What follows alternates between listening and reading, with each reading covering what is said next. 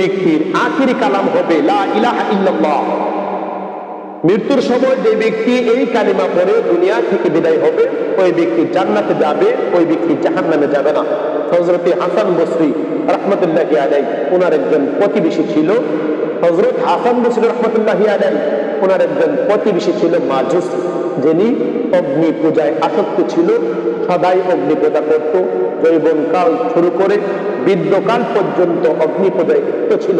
হযরত হাসান বসরি রাহমাতুল্লাহি আলাইহি বারবার ওনাকে সতর্ক করেছেন, ইসলামের দাওয়াত দিয়েছেন। ওই লোকটি ইসলাম ধর্ম গ্রহণ করে নাই। তার যখন অন্তিম সময় চলে আসছে, লোকটা যখন অপারে চলে যাবেন, হাসান বসরি রাহমাতুল্লাহি আলাইহি পুনরায় তাকে ইসলামের দাওয়াত দেওয়ার জন্য তার বাড়িতে গেলেন। ওখানে গিয়ে দেখতেছেন ওই ব্যক্তি মৃত্যুর পথ যাত্রী হয়ে আছে, কিন্তু তার ঘরে এখনো আগুন জ্বলতেছে। সে অগ্নি পূজায় এতটা আসক্ত ছিল।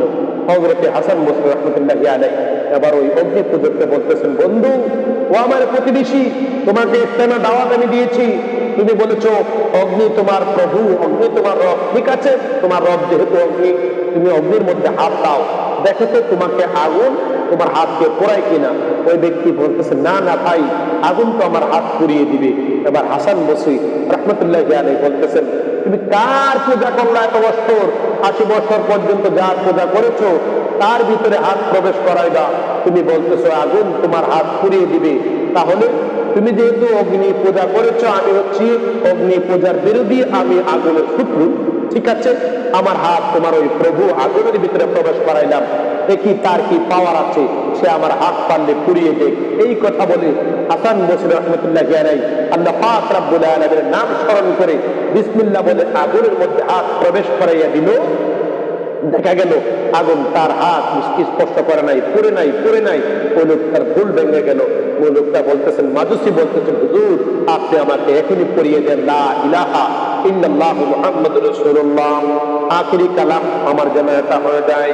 এবার ওই ব্যক্তি বলতেছেন, হুজুর চামড়ার মধ্যে একটা চিঠি লেখেন, চামড়ার মধ্যে একটা চিঠি লেখেন, আমার আল্লাহ যেন আমাকে ক্ষমা করে দেয়। আপনি চামড়ার মধ্যে লেখেন, হে আল্লাহ, আমি হাসান বসরির হাত ধরে, এই মাজুসী কালমা শরীফ পড়েছে, এই মাজুসির ভুল সিদ্ধান্ত থেকে চলে আসছে, শুধু এতটুকু লিখে দেন। আমি এই কাগজটা নিয়ে কবরের ভিতরে যাব, যখন কবরে আযাবের ফেরেশতারা আমাকে আটকাবে, তখন আমি এই চিঠিটা তাদেরকে দেখাবো।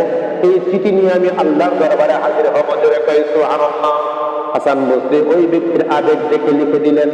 এবার কিছুক্ষণ পরে ওই ব্যক্তি নিজে নিজে বললেন, লা ইলাহা ইল্লাল্লাহু মুহাম্মাদুর রাসূলুল্লাহ। এই কালিমা পড়ে ওই ব্যক্তি দুনিয়া থেকে বিদায় হয়ে গেল।